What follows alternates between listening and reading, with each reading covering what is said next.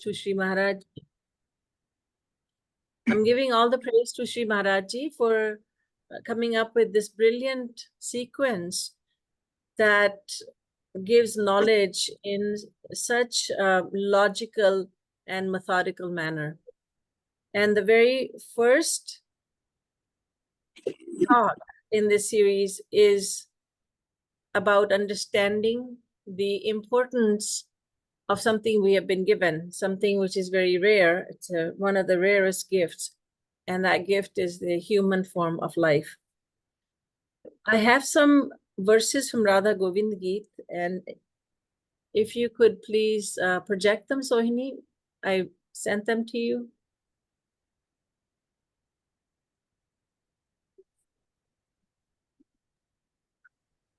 Didi, Anjan Bhaiya is handling, so I'll just send it to him. Oh, I see. I actually was able to do that myself. If you can see this.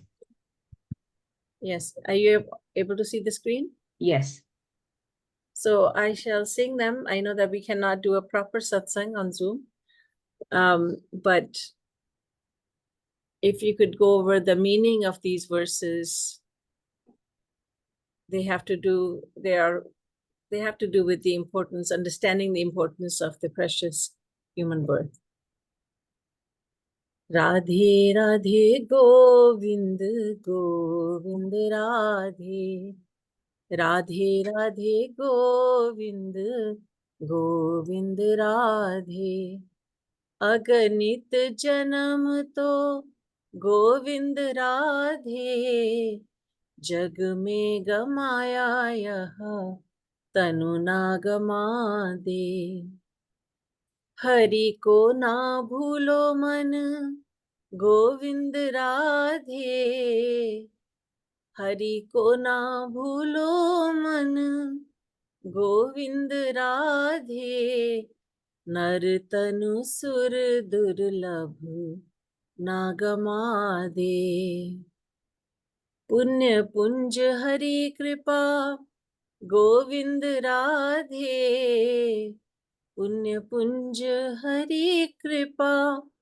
Govind Radhe नर तनु पाया काहे जग में गमा दे नर तनु पाया काहे जग में गमा दे हरि कृपा तनु पाया गोविंद राधे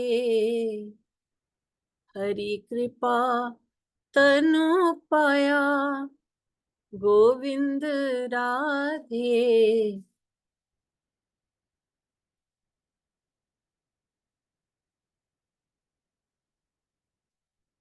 तू भी कृपा करो मन को लगा दे तू भी कृपा करो मन को लगा दे गर्भ में किए थे वादे गोविंद राधे गर्भ में किए थे वादे गोविंद राधे भक्ति ही करूँगा किंतु भूल गए वादे भक्ति ही करूँगा किंतु भूल गए वादे राधे राधे गोविंद गोविंद राधे गर्भ से ना लाया कछु गोविंद राधे संग भी ना जाए कछु मन को बता दे संग भी ना जाए कछु मन को बता दे मुट्ठी बांधे आया था तू गोविंद राधे हाथ पसारे जाए मन को बता दे हाथ पसारे जाए मन को बता दे नर सम विषयी ना गोविंद राधे नर सम विषयी ना गोविंद राधे पशु पक्षी कीट पतंग बता दे। पशु पक्षी कीट पतंग बता दे। हाड़ मांस पिंजड़ा है गोविंद राधे। हाड़ मांस पिंजड़ा है गोविंद राधे। तनु किंतु नर तनु हरि से मिला दे। तनु किंतु नर तनु हरि से मिला दे। जग छोड़ना ही होगा गोविंद राधे। जग छोड़ना ही होगा गोविंद राधे। पहले ही छोड़ी मन हरि में लगा दे। पहले ही छोड़ी मन हरि में लगा दे। एक दिन जाना होगा गोविंद राधे। एक दिन जाना होगा गोविंद राधे। ससुराल मन मायके से हटा दे। ससुराल मन मायके से हटा दे। राधे राधे गोविंद गोविंद राधे। राधे राधे गोविंद गोविंद राधे। वृंदावन बिहारी लाल की जय।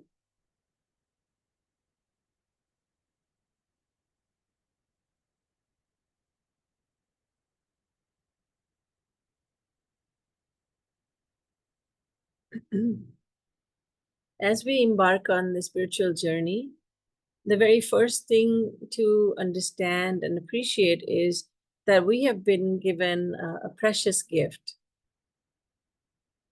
By the way, I will speak for some time and then I will leave some time for a Q&A session.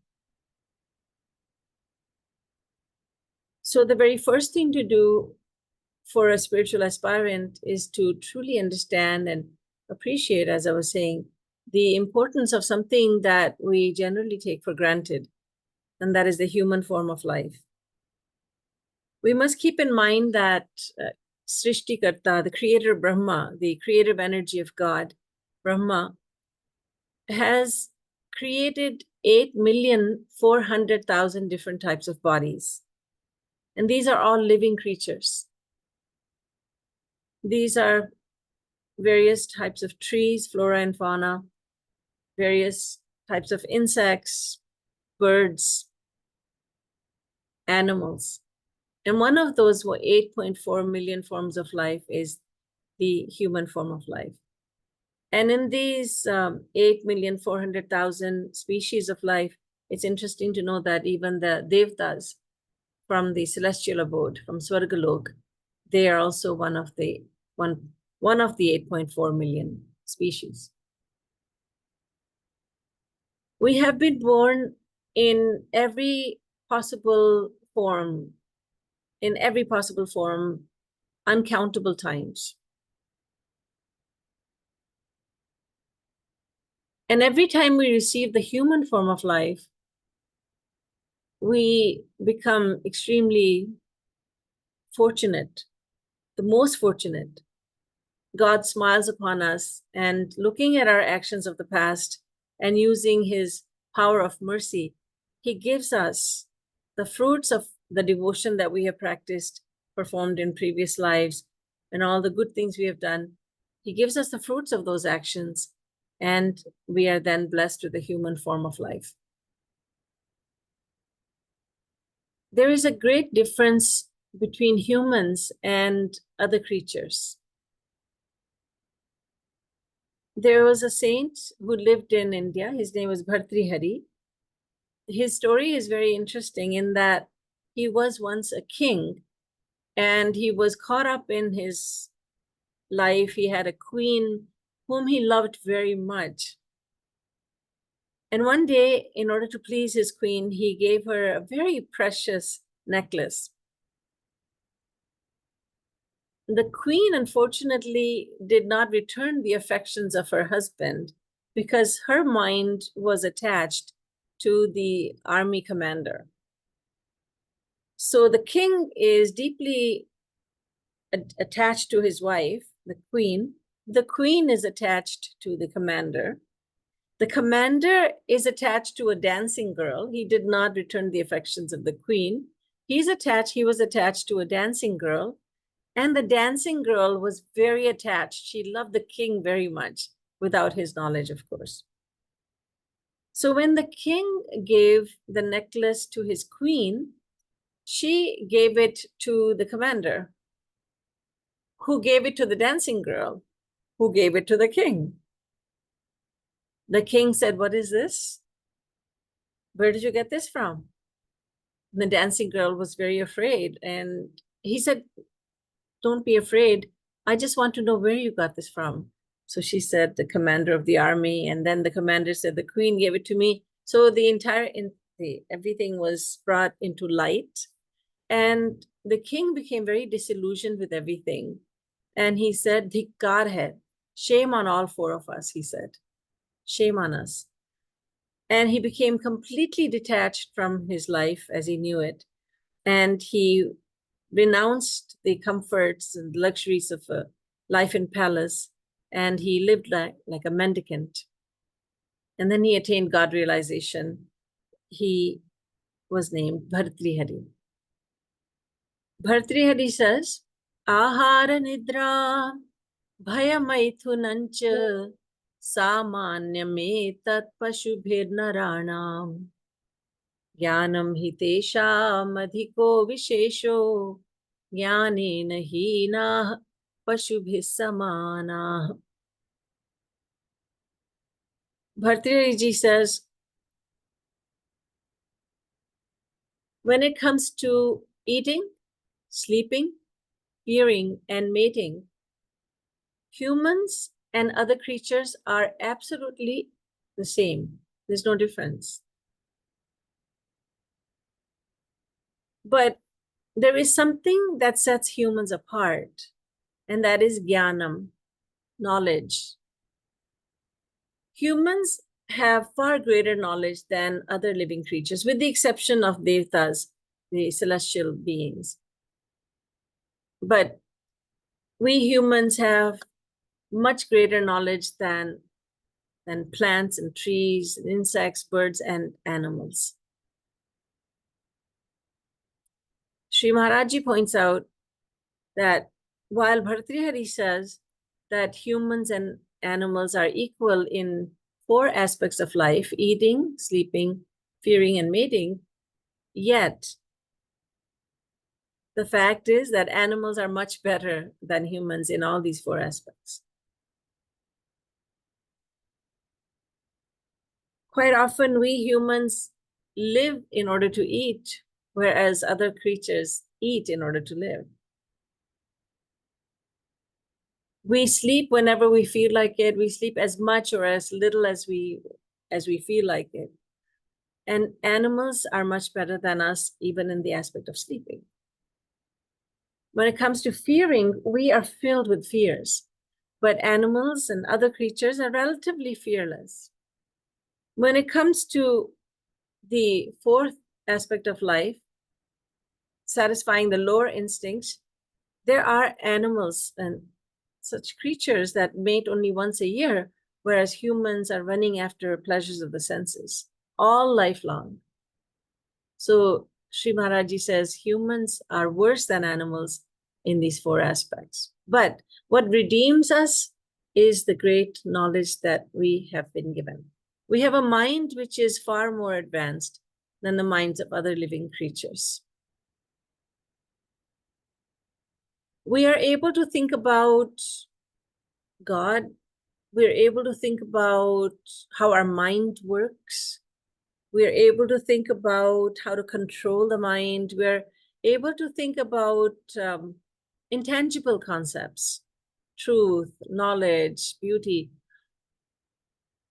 The other creatures think only about survival and procreation and so on and so forth.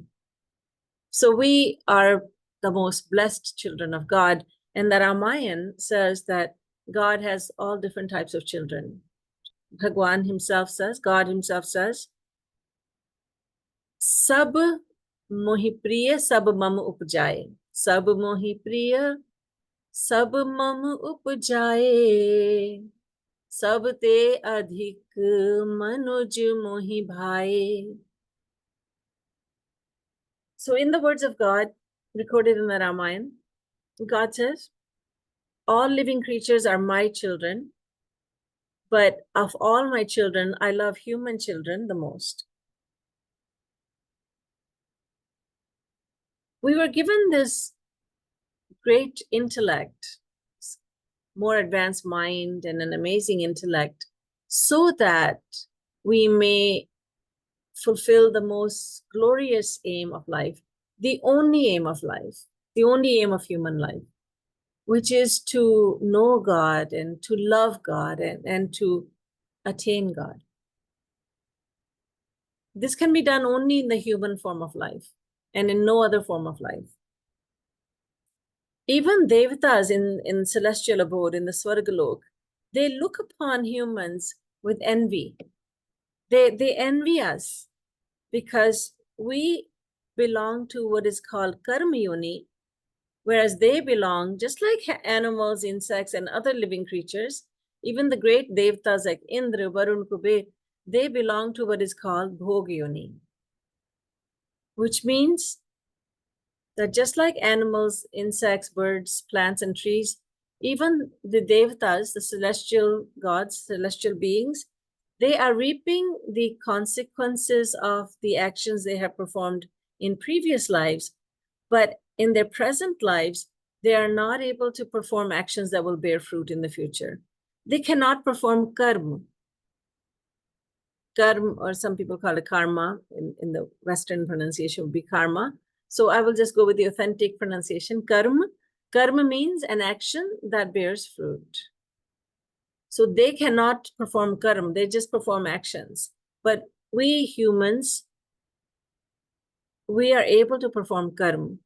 Each and every action of ours bears fruit. There is a consequence to each and every action of ours. Prashnopanishad, the Vedas say, Avashyameva bhoktavyam kritam karma shubhashubham. I'm sorry, that's not the Vedas. Punyena punya lokam nayati, papena papam, ubhabhyameva manushya lokam. That is the quotation that I was thinking about from Prashnopanishad. If you perform virtuous actions, you will beget virtuous consequences. If you perform sinful deeds, you will be punished accordingly. And if you perform a mixture of good and bad deeds, then you'll come back to this Mrityulok, to this world, mortal world, and you'll be taking birth in various forms of life. So every action of ours bears fruit.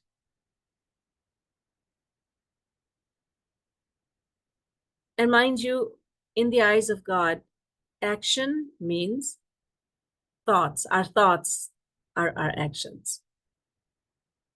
God does not consider what we do physically as actions. God considers what we do mentally as actions.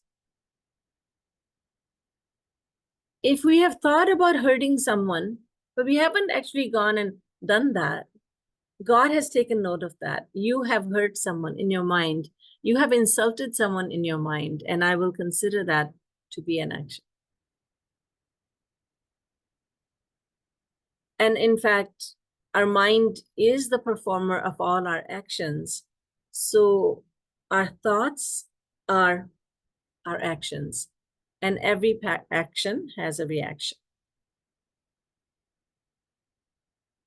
And even in this world where people are not all knowing, there are many times when we see that we look at the intention of a person. We don't look at his actions, his external actions. We look at his intention. At Holy Time, the great festival of colors, there is a lot of joking around going on at that time. People are in a very fun-filled mood. Everyone, there are competitions in which people compete to be called the biggest fool. So on this day, people insult one another, they'll joke with one another, but what they say, what they are saying, and how they are acting there's no consequence to that, because in their mind they don't mean anything wrong. They don't mean to insult anyone. Or in various cultures in India, in certain parts of India, when the son-in-law goes to his in-laws' place, as he's eating a meal, people are singing songs and insulting him by singing those songs. And he's laughing. He's delighted to hear those words, because he knows that they don't mean the words that they are singing, that they are saying all that with lots of love. So even in this world of ours, in which we are not omniscient, yet we do take note of the intention of a person, like April Fool's Day. We don't go by what someone is saying or someone is doing. Oh, he didn't mean that. She didn't mean that. So in the eyes of God, most certainly, our actions, our thoughts are our actions. So as humans, we have been given two amazing privileges.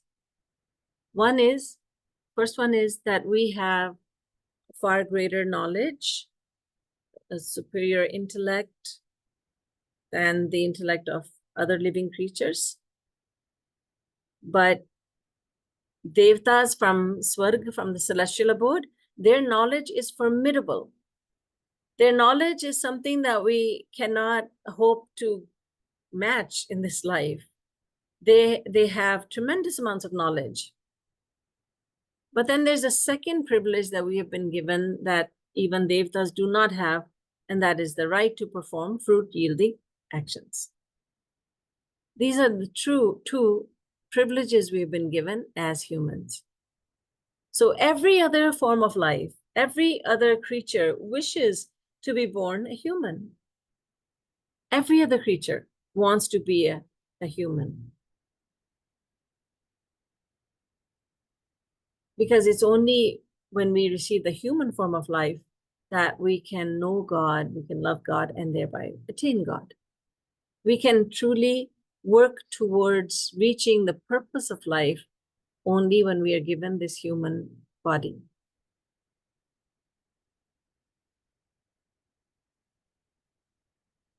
There's a very interesting story I'd like to share with you about Indra, who is the king of all the Devtas in the celestial abode, in Swarg Lok. Indra was having a wonderful palace made for himself, and Vishwakarma was the architect. Indra was not satisfied. He wanted to have the most lavish palace built for himself. And Vishwakarma was very frustrated. And he was just praying to God, please, Lord, take me out of this misery. And what happened was that Indra was overseeing this project, and he said, I don't like this, I don't like that. And all of a sudden, a little boy came. He appeared out of nowhere. It was Lord Krishna himself.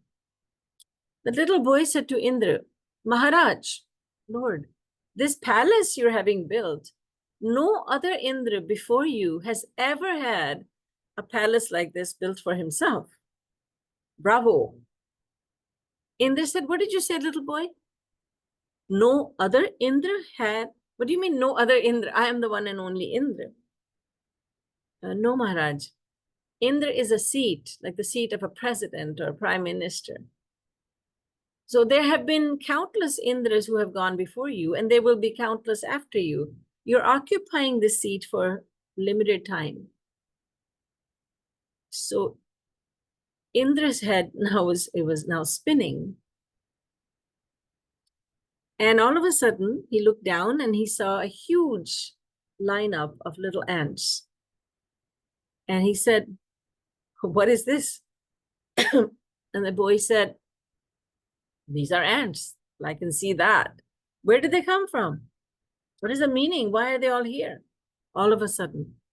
And Sri Krishna, in the form of a boy, said, Indra, all of these ants have been at some point or another in their life, they have lived as Indra. They have attained the seat of Indra. Indra said, and now they're ants, such insignificant creatures? Yes. Saying this, Lord Krishna, in the form of a boy, disappeared, and then there came a holy man, a mendicant, and Indra bowed down to him, showed him proper respect, and said, Maharaj, who are you? Where have you come from? What is your name? And the mendicant said, I am Lomash. My name is Lomash. And where do you live, sir? Oh, I don't have a fixed address. My disciples offered to build me an ashram, but I told them life is short, so I just go about here and there. And Lomash was carrying a mat, a straw mat under his one arm. And in the other hand, he was holding a begging bowl. And he said, these are my only possessions. When I'm hungry, I go out to the villages and I ask for food. Whatever they want to give me, they put in this begging bowl and I eat it. And then at night, I use this mat. I lay it down and I rest myself on that. I just sleep on that. And by the way, this mat serves as an umbrella also. When it's raining, I put it above my head and it protects me from the rain. And that's all you have? Yes. Life is short, Indra. Indra said, life is short. Then Indra was distracted by the missing clumps of hair on Lomash Muni's chest. He was bare-chested. And Indra saw some clumps of hair missing. And he said, Maharaj, my lord, what is the mystery behind the missing clumps of hair on your chest? Lomash Muni smiled and he said, oh, that. You see, when one Indra vacates Swargalok, when his term is over and he has to leave Swargalok, then one strand of hair from my chest falls down. And when all the strands of hair from my chest fall down, that is when I shall die. And again, Indra had to sit down. He could not even stand. He could not stand. He was amazed. What is this? I, Indra, have such a long life, but compared to his life, my life is very short. He has such a long life, and yet he says that life is short and that he does not need any permanent dwelling built for himself. And he just goes from here to there begging for food and sleeping wherever he can find a place to stay. So Indra became very detached from everything, and he said to Vishwakarma, I'm calling this project off. No more construction. Vishwakarma was very, very relieved, to say the least. And Indra went off to the woods to meditate. He went to the forest to meditate. And everyone on the subjects, they are without a king and they're now in danger because the asurs, the demons, they may attack Swarga anytime. So they all went to Guru Brihaspati and said, our king is missing. Brihaspati found Indra out and he said, what are you doing? Maharaj, I don't want to be a king. I just wish to attain God. But it's too late. In this life, it's too late. You cannot do it because you belong to Bhog Yoni. You're not able to do karma. You will have to wait until you're blessed with a human form again. And then you should remember this. You should practice devotion at that time. So Indra was brought back and now he started ruling Swargalok once again. So even the celestial beings, the Devatas, even they are not blessed with the privilege that we have been blessed with, and that is a right, the freedom to perform fruit-yielding actions, which are called Kriya Man Karma. Kriya Man Karma.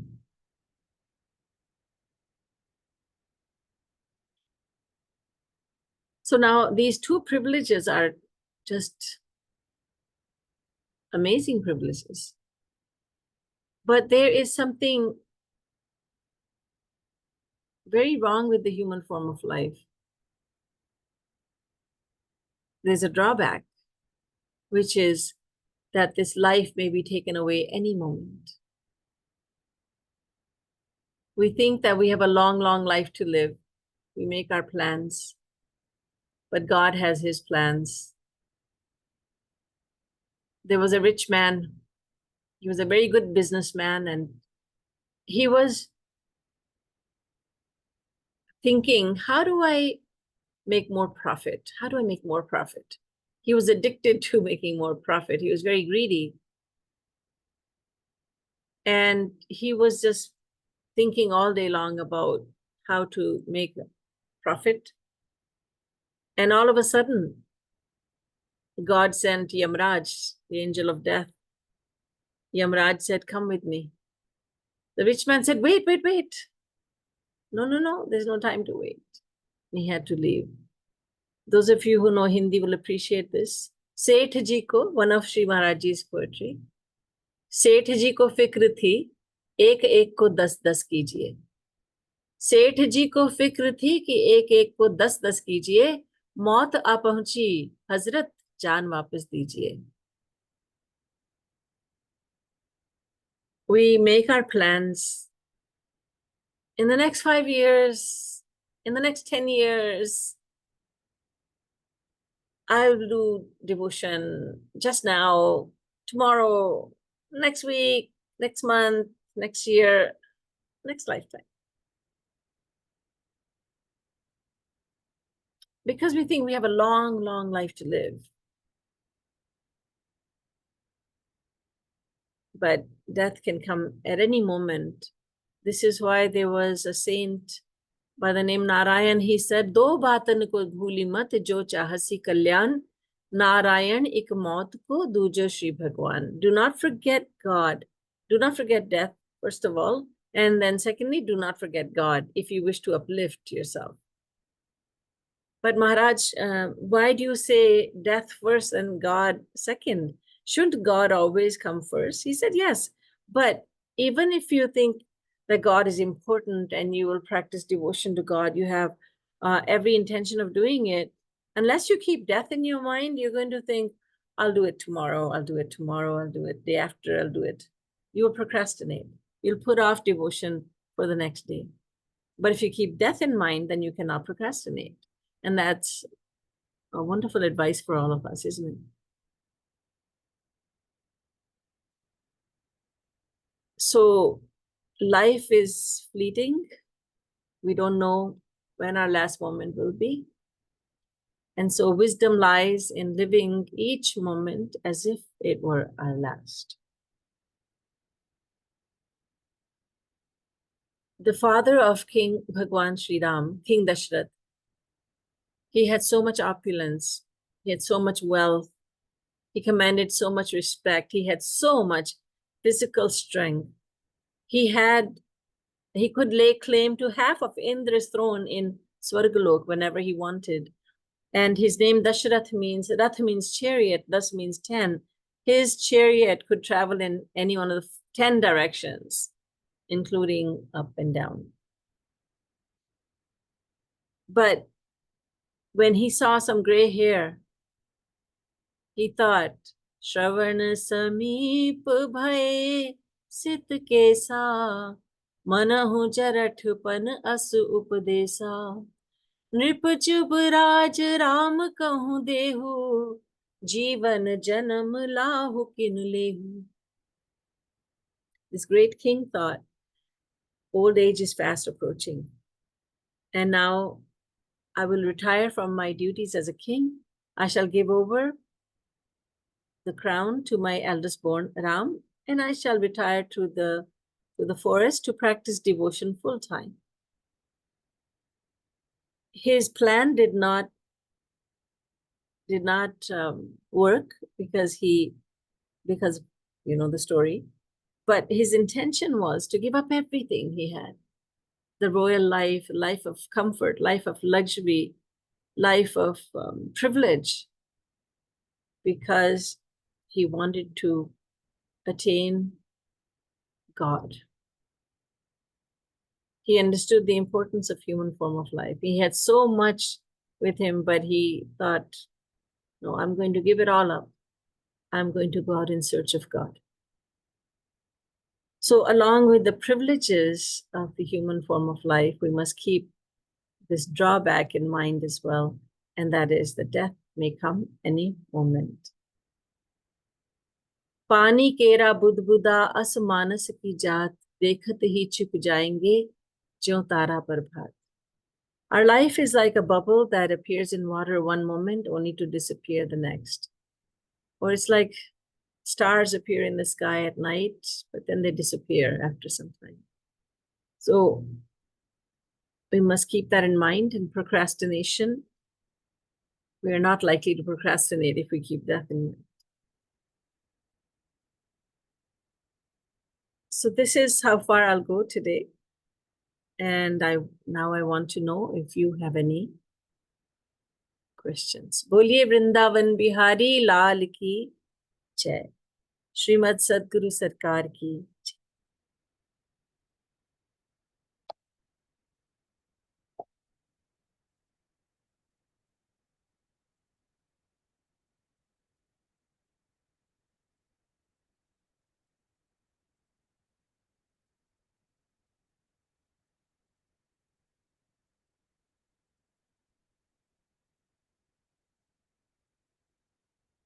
And let me add that I was talking to you about the sequence, so I should establish that sequence right now.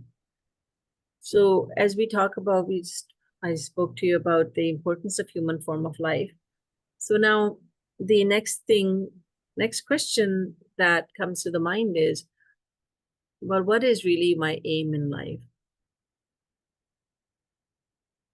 How do we understand the real purpose of my existence?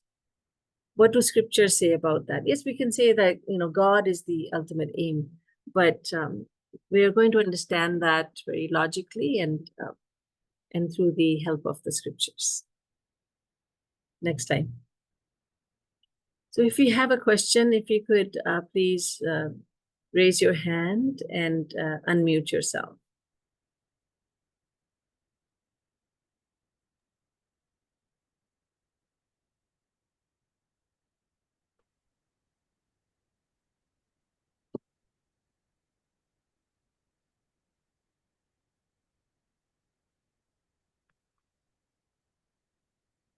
I will sing a little kirtan to inspire you, perhaps. Make you think of some question you have, if you have any. So let's close our eyes. Let's do Roop Dhyan.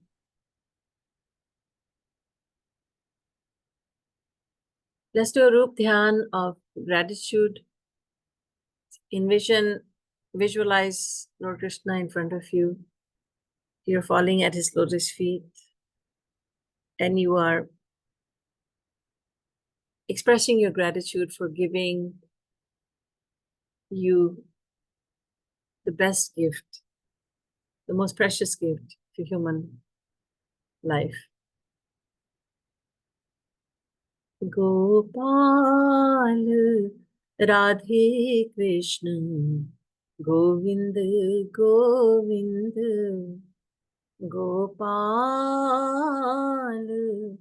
Radhe Krishna Govind Govind Radhe Govind Govind Radhe Govind Govind Radhe Govind Govind Radhe Govind Govind Gopal Radhe Krishna Govind Govind Gopal Radhe Krishna Govind Govind Radhe Govind Govind Radhe Govind Govind Radhe Govind Govind Radhe Govind Govind Radhe Govind Govind Shyama Govind Govind Gopal Radhe Krishna Govind Govind Gopal Radhe Krishna Govind Govind Gopal Radhe Krishna Govind Govind Gopal Radhe Krishna Govind Govind Radhe Govind Govind Radhe Govind Govind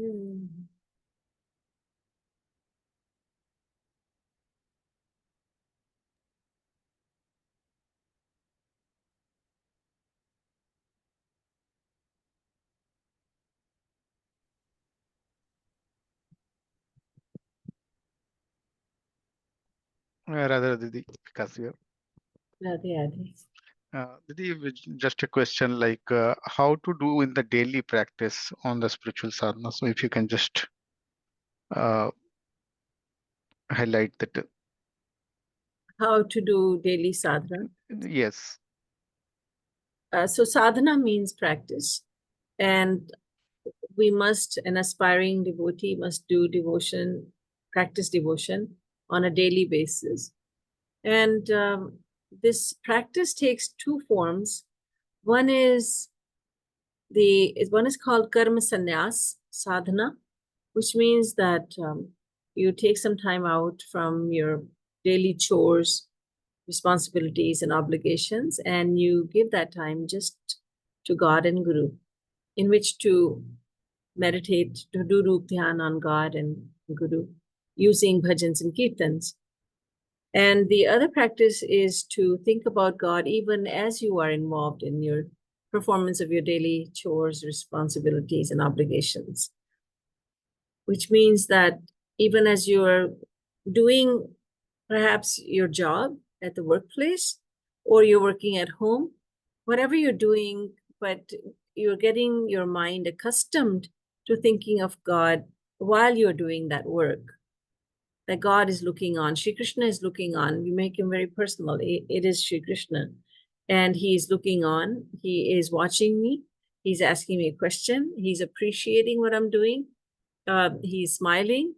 He is saying something to me. Even while we are crossing the road or driving, just having that visualization that he is walking with me. He's a passenger in my car. He is walking beside me. He is playing with me. He is witnessing me. He's watching me. He's speaking with me. That is karma yoga sadhana. You're doing your karma, you're doing your work, and also yoga, union. The union is there.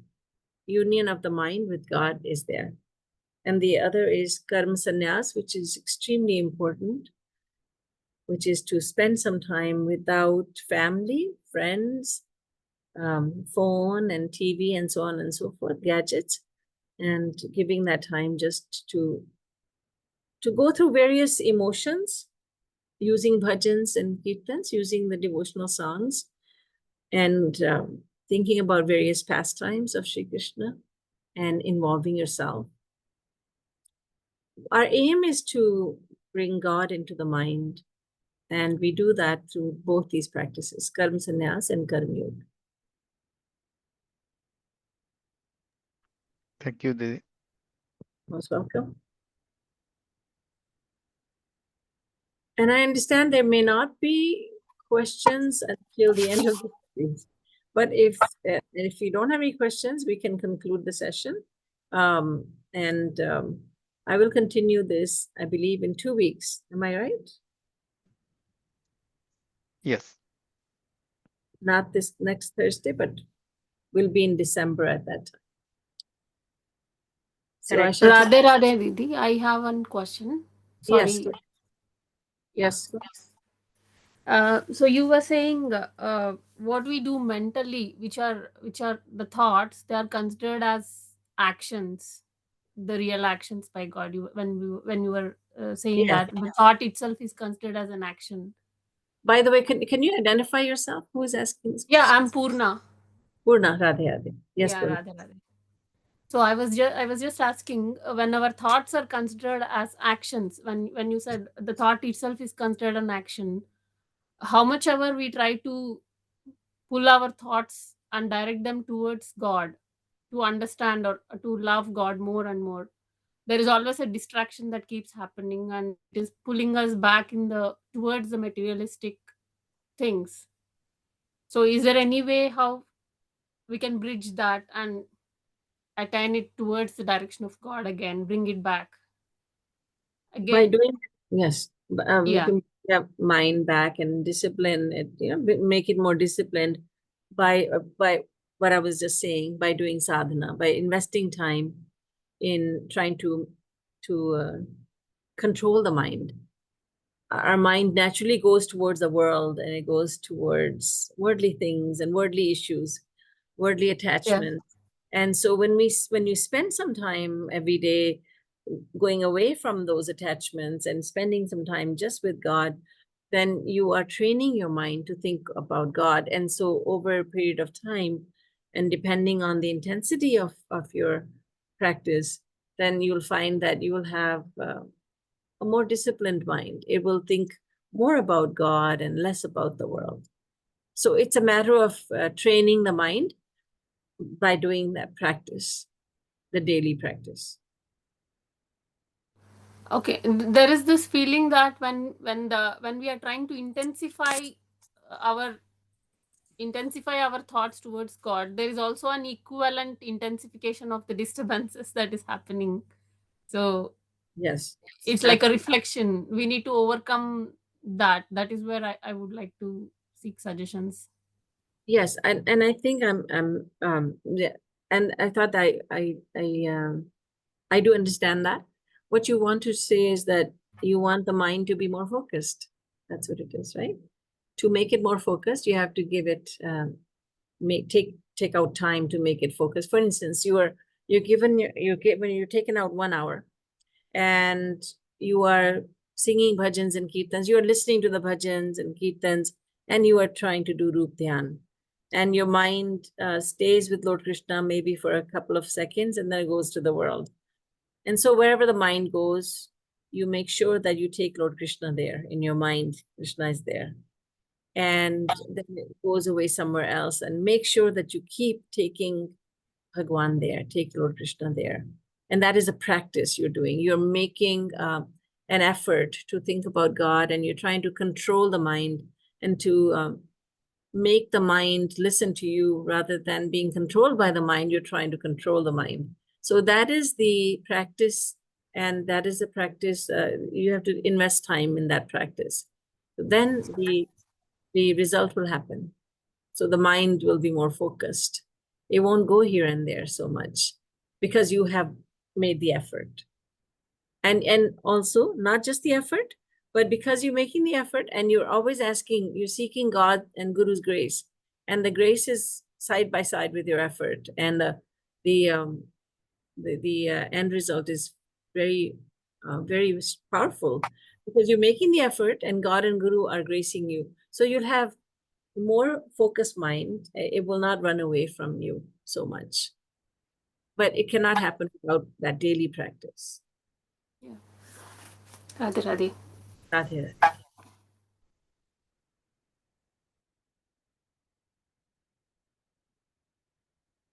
Chitra Didi. Radhe Radhe Didi. Me and Krish today. Radhe Radhe. Lovely. Radhe Radhe. Radhe. Didi, when when you were talking about the human life and all the other forms of life, or like even devatas and all that, you said there are two privileges of human life. One was that we can do fruit yielding action with which we can realize God. Yes. What was the other one? Superior knowledge. Oh, Yes. thank you, Vivi. Okay. Does that mean we're smarter than Indra? Does that mean we're smarter than Indra? Which wants to ask. I'm sorry, smarter than who? Indra. Indra. No, with the exception of the Devtas in Swarglok, they have far greater knowledge. But so we have two privileges that, but let me put it this way. As compared to all the other living creatures, with the exception of Devtas like Indra, we have more knowledge. So Indra and others, they have more knowledge than us, but then they don't have the right to perform fruit yielding actions. They cannot do karma. So we have one privilege above them. We are more privileged than them in one way. And as far as the other creatures are concerned, we are more privileged than all the other creatures in two ways. Understood? Thank you, Vivi. So, Sachi, Thank you. Thank you. welcome. Shachi. Yeah, Radhe Radhe Didi. Radhe Radhe Shachi. Yeah, as you said, like we are privileged to be born as human. We are fortunate. So why there are so many distractions which attracts us? Why not only God? If it's the only fate, why there are things like wealth and success? Everybody is known by successful. Then only we've had the wealth and so much money, or it has a position. Nobody says, "Okay, that he's successful or she's successful because she's so much into the God, or she loves so much." So why it doesn't have more importance than that? There are people who consider godly wealth to be their real wealth. We're living in Kali Yuga, where you're not going to find that many people who will consider themselves to be very successful because they have lots of love for God. Yeah. Most people equate success with having lots of money and prestige and so on and so forth, name and fame in the world. But there are people who do think differently. So it is up to the individual to define success. What does success mean for you? It is up Yeah. to us. Because we're not living in Satyug or even Treta Yuga or even Dwapar Wow. Yuga. We're living in Kali Yuga. So Kali Yuga. here, yes, we are not. So, but there are many people, even in this Kali Yuga, who actually are able to understand that success does not mean having lots of money and everybody knows Fame. money. Yeah. But again, most people in the world do think that success means wealth and name Yeah, and knowledge is the best wealth. I think the more knowledge you have, it's the best than money or anything can else bring. That is what. And you said as for the devotional wealth, like we know we can calculate our materialistic wealth, like money and all what property we have. How to calculate the devotional wealth? So what I how have do you collected. calculate? Yes. Mhm. When your heart melts for God and you are thinking about God and you have faith in God, that's your spiritual wealth, devotional wealth. You have tears coming from your eyes for God. That's your love for God. That's the devotional wealth. Right. Yeah. And Thank you. Kabir Das ji, on that note, you're welcome. Kabir Das ji has said, Kabira sab jag nirdhana, dhanvanta nahi koi, dhanvanta soi janiye, jahi prem dhan hoy. So Kabir Das has said that the truly wealthy one is the one who loves God. Loves God. That is Yeah. the definition of wealth. Thank you. Welcome.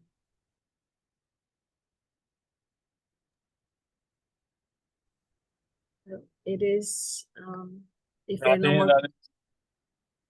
yes, Radhe Radhe.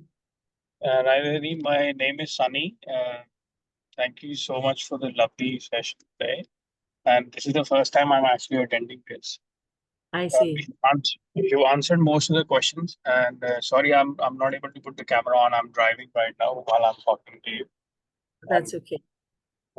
So I had a question that, like, even though we are a Bhagwan's child, and like the story you said about the businessman, he thinks about what he has to do next, and he's thinking about money and all this. And one day the angels, Yamraj, is going to come and take. Everybody's familiar with that fact, right? And everybody knows that one day this is going to happen, and whatever we're thinking now may not even happen the next second. But still, this Maya Jal is always there, right? That it keeps on, like, we know all these facts, but we keep on forgetting about these every other day or every few seconds. So what would be a best practice to ensure that we remember all these things, and we are able to concentrate on what our sole purpose is to come in the life, and even as Bhagwan's child, why he has to create this Maya Jal every day so that we forget about this, Well, if the Maya is there, God is also there. It's just that we choose, we select, we have always selected Maya over God.